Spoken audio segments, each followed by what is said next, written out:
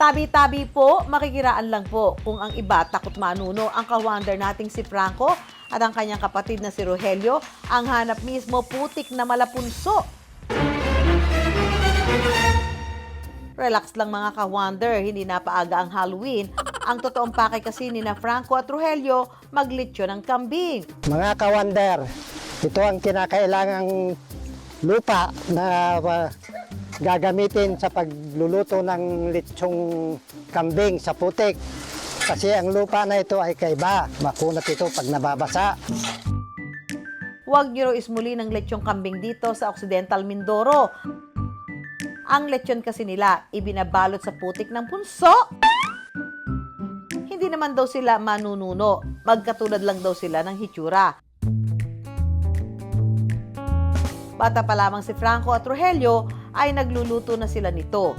At hindi raw kumpleto ang lechong kambing recipe nila kung wala ang malapunsong putik na ito.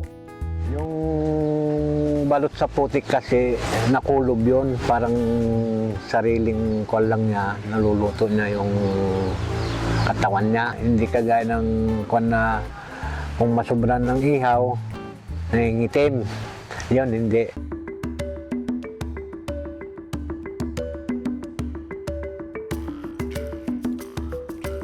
Makalipas ang 2 oras, ibalot ito sa dahon ng saging at plastic.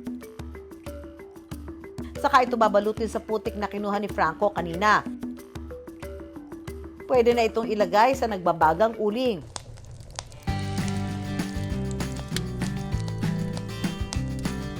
Makalipas ang higit 2 oras, luto na ang ating lechong kambing.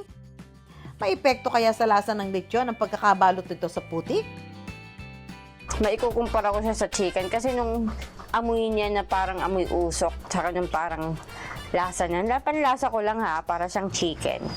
May kukumpara ko yung lasa nito sa lechong baka. Kaparehas na kaparehas. Mauulit akong kumain nito. Masarap. Grabe, i-try ninyo. Wala talagang lansa. Actually, hindi ako kumakain ng kambing.